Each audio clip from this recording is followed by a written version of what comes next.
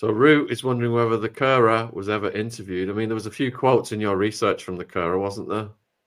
Yeah. It seems like she has been interviewed. Yeah. And she, well, her response is, I'm not part of a cover-up or something to that effect. Have there been any reports about how the bus driver and the kids are doing now? No. In fact, things are very quiet here. I've been sent posts from England and from America where there's a lot of presenters and hosts discussing this. Actually, in Perth, there's virtually nothing there. There's been, on the Saturday, I think there was a 2-page article. There was an article with a photograph prior to that. Subsequent to that, there's been virtually nothing. What is the opinion of Australian citizens on Virginia's death? It's mixed. It's mixed. It seems to be quite mixed. I think everybody is confused because of the way it's been projected. It's been projected that she was the one who was the aggressor. He was the victim. He had to take a VRO on her. And that's the implication, and that's the projection, which is why I thought it's really important to point out that that is not the case.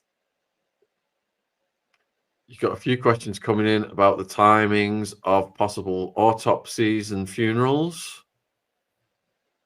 Yeah, well, I've heard nothing about funerals or autopsies, but then, you know, I mean, I can only know what I see and hear. Okay. Why would she, end her own life, knowing what her husband's temperament was like, and that if she were gone, he might now target their kids? Good question. Good question. Why would she end her life while she's in a court process to get those kids back and prove that he had beaten her up? That she was the one that was going to take the VRO before he got in there to cover his butt.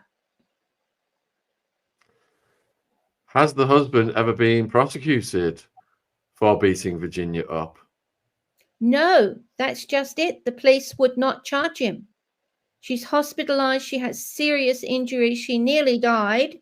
It was reported to the police and they did not charge him. Do you have a theory why they didn't charge him? Do I have a theory about that? Yeah, I have a few thoughts about it. I think anybody would, because of the circumstances, because like I was saying before, it's hot news about domestic violence and the women that have been killed through domestic violence. It's been in the newspapers day after day, month after month through the last couple of years, and people pressuring the government, pouring money into domestic violence. And yet here you have a woman who has been beaten to nearly death, and the guy that beat her is not charged. He is charged with not storing firearms, but he is not charged for that beating. Which is complicity and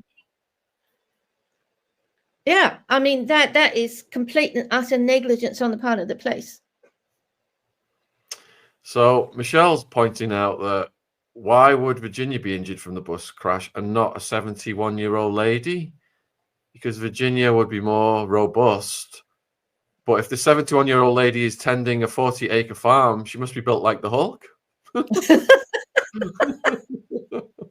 There is a photograph of her. She doesn't look like the Hulk.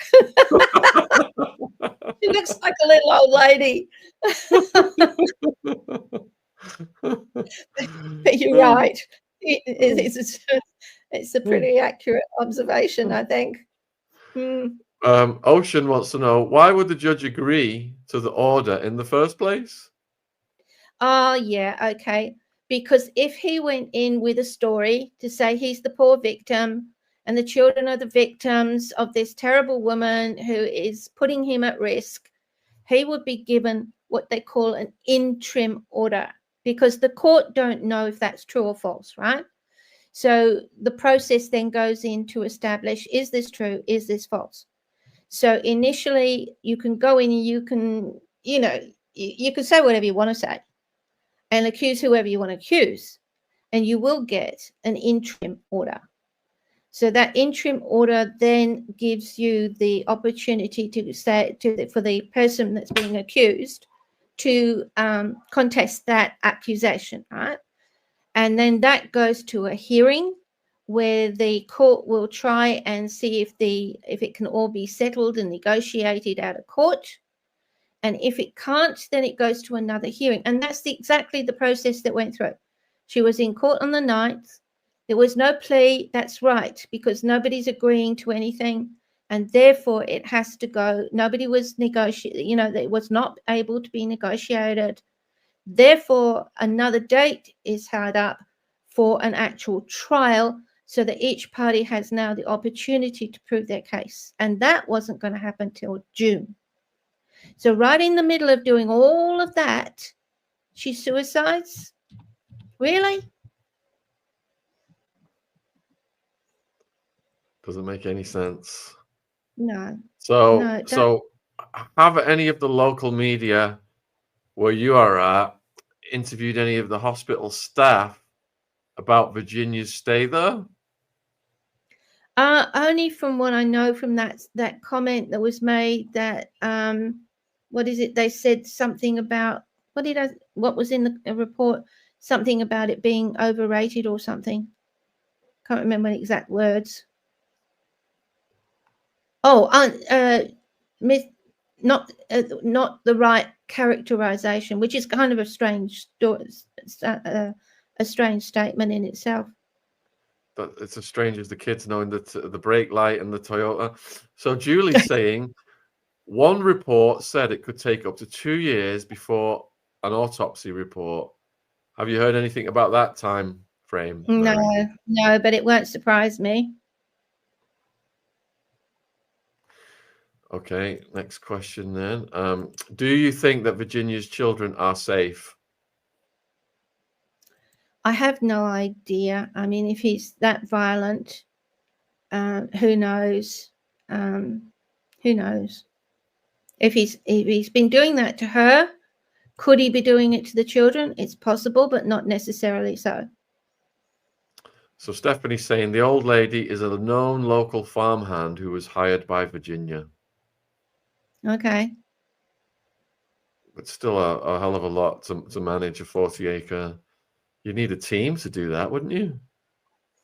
Well, like I said, I think you would at least need a strong man if you're going to hire somebody to look after 40 acres. Okay, let me but here again, just I'm thinking as I'm speaking, if she hired a man, would that make things more? Would that upset the husband even more? I don't know. It's all up for speculation, isn't it? But that's true. If he's paranoid and jealous, that's true. Yeah. But I'm not saying he is, because I don't know, and that's not part and parcel of the information online. But it's a thought. Dawn is wondering whether there were any security cameras on Virginia's property. Videoing. Okay, if there were security cameras, they probably would not have caught the accident because it was on the road. And I'm assuming that there's quite a long drive. I believe there's quite a long driveway down to the premises. CH is saying that if her husband was a serial abuser, do you think the abuse against Virginia would have escalated over time? It's an opinion. It's only an opinion, and I believe it has, yes. Which is how come she's in hospitalized and she's been beaten to where she's almost died. If that had happened too many times before, over 10 years, she would have died a lot sooner. So Michelle is saying the police are hopeless with domestic violence and restraining orders in Australia. There are too many women getting attacked by estranged men. What do you have anything to add to that? Yes, and that's how come they've had so many deaths. When these things are reported, the police had been alerted to it. The police didn't turn up. The police knew it was happening, but let him know. Yeah. I mean, it's been in a lot of these circumstances where there's been fatalities. They didn't turn up, or they came 2 hours later, or whatever. But the thing here is with the husband is that beating in January, it would appear to be the last straw. And I think at that point, it was like he knew that it was all going to come out. It was going to blow out into the public arena. It does seem that he was incensed by the fact that she was going to get it. It reads as though she was going to get a valence restraining order and he got in first. That's how it reads. All right, next question from Tracy. Do you perhaps think that her husband was friends with a couple of the cops and that's why he could have got away with this? Oh, look, everything's open to speculation as far as that's concerned. Do you think it just comes back to the fact that the police were negligent? Why were they negligent? I think who can answer that? That just gave me a thought, Tracy. That's a good question because I do martial arts and I've trained at various dojos over the years, and you do get cops coming to do martial arts training at dojos. Yeah. So there's a link between the martial arts community and the law enforcement community. That's something that I've never contemplated, Tracy. That's it's interesting that you've pointed that out because it's just made a light bulb go off over my head that perhaps you know, if he was such an expert at doing this for many decades, he's definitely encountered law enforcement in Australia. As to whether, you know, why couldn't they find a report of the accident? The bus driver says he put it in there. Why couldn't they find it until such time as it hit the newspaper? The photograph of her in the hospital hit the newspaper. Why couldn't they find the report? So Babby wants to know whether is the husband being investigated presently? I have no idea. Probably not. Because they keep saying it's suicide, it's not suspicious. So although the major crime is supposed to be investigating, but in the same breath say it's not suspicious, you know, it's just, it's up for speculation. I would say not. Okay. Chick wants to know, will her kids be questioned?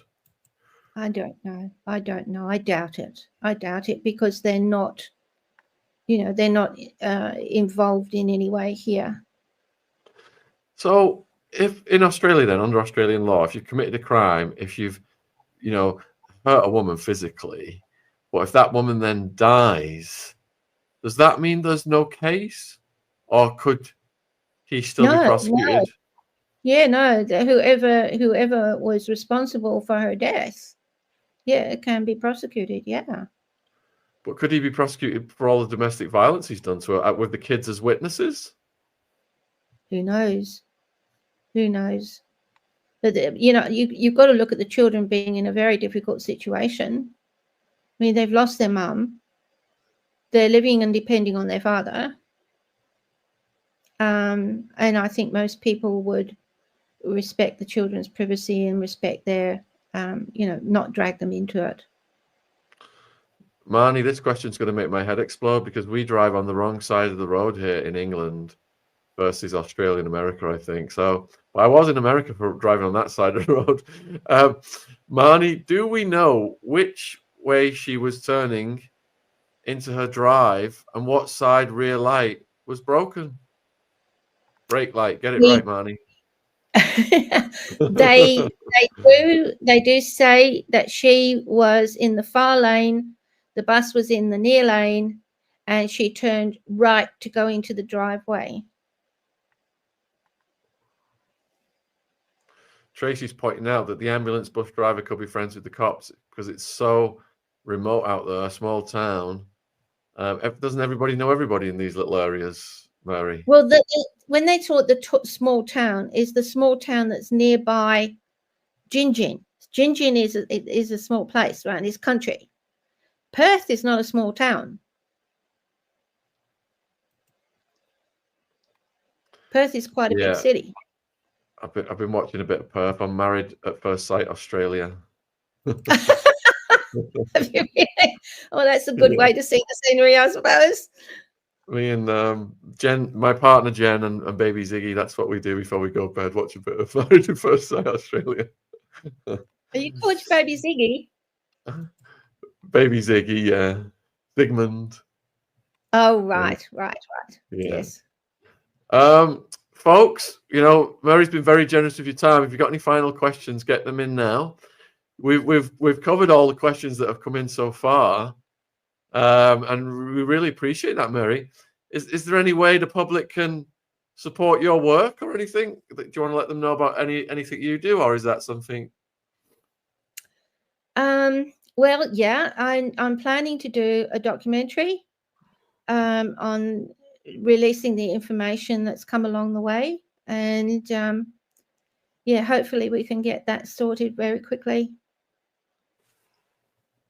There's, it's going to take a while because we're all doing it voluntarily. Nobody gets paid. I don't know what being paid means, actually. I've never been paid. But so everybody's, devoting their time and their expertise. And, yeah, we're hoping to push out a documentary. A couple of people are asking if they can contact you on social media or through any ways.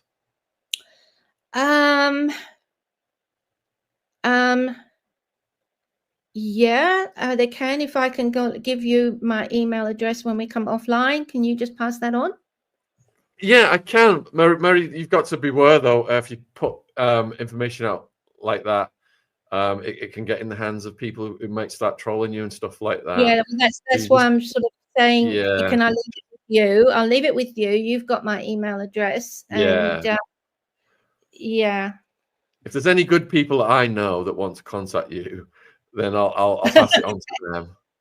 Yeah, you might get a few interview requests coming in off the back of this because you've got a very interesting perspective. Well, I think she was a remarkable woman. I didn't meet her, but I think she's a remarkable woman, a courageous woman, and I really feel that she does not deserve what's happening to her right now, and she doesn't deserve the uncertainty and the innuendo that's going, that she's at fault anywhere here. I don't believe she was. No, definitely not. So, Mary, what would you like to say in conclusion to the viewers? It's been interesting, and I'm thanking Shaun for giving me the opportunity to speak and to try and put the pieces together. Oh, well, thank you for coming on. We've been chatting all week, haven't we, and trying to get the technology side of it sorted out. So technology stupid. I'm not good with it at all. Well, you've done brilliantly. We made it in the end. We got there with your help and my daughter's help. We got there. But at the end of the day, it's sort of if you know what to do, then it's easy to do it. When you don't know what to do, it's hard. So yeah, it's the one thing in life that actually intimidates me, and that's technology. Yeah. So a story has come out 29 minutes ago while we have been on the air. And if you've got time, do you want me to read you this new story? Yes. Yeah. All right. So it says, Virginia's family make a shocking plea to the public less than 2 weeks after she took her own life. They've launched an appeal for cash after revealing her multi-million-dollar estate could be locked up for years. They are hoping to raise $15,000 to build a memorial in her memory that will be open for the public to visit. This appeal comes less than a fortnight after she was tragically found dead. And her sister-in-law, let's see, the Duke of York denied claims that paid out of undisclosed sum said to be $25 million. Her sister-in-law, Amanda Roberts, revealed that any remaining money and property, including her family's $1.9 million beach mansion and $1.3 million farm, will take years to divide up. And the Perth-based lawyer, Carrie Loudon, has said that she did not know if a client even had a will, which was one of the points that Murray's raised today. Her grief-stricken family have now launched a GoFundMe appeal for Virginia to leave a permanent mark in this world. Quote, though our family are experiencing an immeasurable sense of grief, we know that this will make us stronger. That is what Virginia would have wanted. With that, we think it is imperative that we find a way to leave her mark of legacy. Virginia, through her fight and testimony, was able to amass settlements, but unfortunately, through this tragedy, as many of you know, funds and estates can take years to settle. While her estate is being settled in Australia, her family in America is dedicated to memorializing and celebrating her spirit. It is our intention with this fund that we create a public memorial, not just for family, but for survivors and supporters from all over to visit and share space with Virginia. She deserves to have a permanent mark in this world that demonstrates her lasting impact. And the family took the opportunity to thank supporters and pay a heartfelt tribute to their late sister. First and foremost, thank you for the outpouring of love and support for our beloved Virginia. We know Virginia was not just a bright light to us, but to many. The lives she touched, the strength and the fight she has given us will live with us always. And they are pleading for a continuation of Virginia's legacy in fighting for change in the law to protect the survivors and to prevent predators from escaping justice. And the family have vowed to take on her mission with all their heart and soul, which is phenomenal because that's our mission as well. Her mother figure, Cheryl Myers, told Mail Australia she hoped that her legacy would be honored by way of a refuge for survivors and abused animals. It's what she would have wanted, absolutely no doubt in my mind about that. And Ms. Myers was employed as Virginia's carer for more than a year and was by her side through the messy divorce proceedings as well as the bus crash controversy. She said she loved Virginia like her daughter and will never get over the loss. Can you go back a little bit? Is that through divorce proceedings? Did you just say through divorce proceedings? Yeah, so Ms. Myers has been employed as her carer for more than a year and was by her side throughout her messy divorce proceedings, as well as the school bus crash controversy in the weeks before. So that's what the Daily Mail here is claiming. So in everything I read, I did not read anything that there were divorce proceedings already. But then, who knows? There could have been. There could have been. She was in a battle, wasn't she? Yeah. With the kids, and I think something was on the way. That was as far as the VRO is concerned, but they've mentioned nothing about divorce proceedings. So the carer added, she loved her mum, but I showed her another side while the mother wasn't there. I was a mother figure. We became more than a carer relationship. While Virginia was separated from her husband, Robert, the pair were not officially divorced. And then it talks about Epstein. The marriage is believed to have broken down last year, with Virginia moving into their weekend getaway farmhouse, while her husband remained in Perth with the 3 kids. Her father, Sky, said the marriage breakdown was messy. And so far, the GoFundMe has raised $955 of the $15,000 target. I think it'll hit that. Once word gets out about that, I think it'll hit the 15K in no time. Yeah.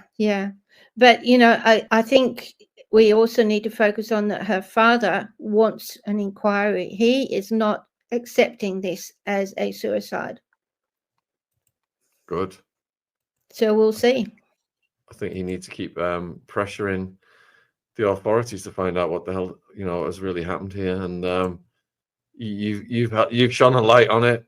Murray and other researchers watch my channel, and they will be joining your mission now to try and get to the bottom of things. So huge thank you for coming on, spending almost 2 hours with us today. It must be getting late in Australia, is it? 11:15 p.m. Wow. All right. We will let you go and get your rest and your sleep. And if anything develops, Mary, perhaps we could get you back on at some point in the future. But take care and thank you so much. Thank you. Cheers. Bye. Cheers. Thank you. All right, viewers. What a phenomenal guest Murray was. For the last couple of weeks, we've interviewed several people, and they've all put parts of the jigsaw together. And we've all, been able to formulate our own theories as to what's happened. Because when there's a mystery like this, we never truly know. And that's what keeps the interest in it perpetual. Like the assassination of JFK, no one truly knows. So the theories continue unabounded to this day. The unaliving of Giuffre, no one knows exactly how it went down. So theories continue perpetually. Especially, it's been revised with what's happened with Virginia recently, and Virginia herself with what's actually happened. That's going to be a whole genre in itself of people coming up with their own theories. And we've had so many people close to Virginia on the channel over the past 5 years when we've been doing all of our collaborating with Virginia. Virginia was on the verge of coming on my channel a couple of different times when I was communicating with her on X, but her lawyers kept reining her in, so she couldn't do it. This was especially around the time when we had Maria Farmer on, and her lawyer, Virginia's lawyers wouldn't let her come on the channel, but I was communicating with her on X. There was a real good community going there with Maria Farmer, with Whitney Webb, with Kirby Summers, who's just talk about people carrying the torch. Many people flared up during the Epstein case and came on and did their thing, but a lot of them disappeared. And I understand why the survivors wouldn't want to keep reliving it. But one of the person who's kept it going the brightest is Kirby Summers. So God bless her. And then, of course, Ryan Dawson and Whitney Webb, they've kept it going as well. But I feel honored that we've had so many people close to Virginia come on the channel recently and enable us to form our own theories. And with Murray coming on today, it just put a lot more in perspective of the backstory with the husband. And also now it makes me think about the connection between the martial arts community and the law enforcement community, and how he definitely could have tentacles in that community, the husband, hence why he was able to act so fast, reverse the whole situation on Virginia. When Virginia was the one getting beat up, I mean, what an absolute POS to do that to her, his own wife, with kids. There's trauma, generational trauma that gets passed down to the kids. But now, thanks to Murray and thanks to Tracy, I think, who postulated that theory of the connection. And then I realized through my own martial arts training over the years, even when I was in America doing kickboxing, when I was doing the illegal disco biscuit importation, they had cops in the kickboxing class. And those cops then brought in undercover cops who were watching me and trying to follow me home. So this is why that light bulb went off over my head immediately when Tracy asked that question. And I know from doing martial arts in the UK, in karate, that you do get people from law enforcement, they want to be able to take care of themselves if they get in a situation. So naturally they do. martial arts or boxing or Krag, Marv, the Israeli one, whatever it is. And thank you also for all of your questions for Murray. Really helped us get a lot of more detailed information. As we continue, you know, we're not going to let this case go, just like Virginia's family have said today in the GoFundMe, that it is upon them to keep the activism going. And because we've been central to this case for 5 or 6 years, and we knew Virginia, it is our moral and karmic destiny to keep this case going. So I've got a pre-record next at 6 p.m. with an MK Ultra survivor. And I just did a pre-record with Juliet Bryant, Epstein survivor. I've done several interviews with her, which got zapped. But we're going to mute a few words out of this one and get it on the main channel and bring it to you. And Juliet is doing phenomenal. She's living in a secure compound with attack dogs, with Doberman pinchers. They were all jumping around in the background. And we're going to try and get that one out to you within the week. So also, yeah, Epstein's niece, Anya Wick. She's a traumatized person, folks. So her trauma was hitting her hard before the scheduled interview we had on Saturday. And I've told her to take her time and let us know. But she thinks within a week, she will be on the channel. So look out for that one. And if you guys are interested in the interview we did with the Britain First leader, his name's Paul Golding, who was arrested for putting leaflets out about the grooming gangs. Can you believe it? That went up about a week or so ago. I'll add the link into the description box after I sign off on this one. Yes, Charlie, Anya Wick was struggling on TikTok. And that's where we found it was on TikTok, because she's not done a big live interview on a channel or YouTube channel before. And I can imagine for a lot of people, survivors especially, it's a lot of added pressure when they are reliving their trauma. So we've had some other phenomenal interviews as well that Ron's just done. Ron had Julia on 2 nights ago speaking live from prison, which took me by surprise, which was phenomenal.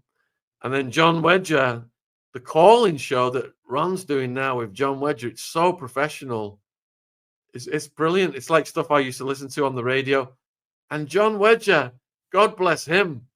You know, some people come on time after time and start repeating the same old stories. But John Wedger, he's never like that. He's got such a wealth of information from his, what was it, 20, 30 years he did with London Met Police, Scotland Yard. He's got such a wealth of information. He's endlessly fascinating. So God bless John Wedger for coming on also nearly every Sunday night and doing his show with Ron. And I'll be back with more stuff soon.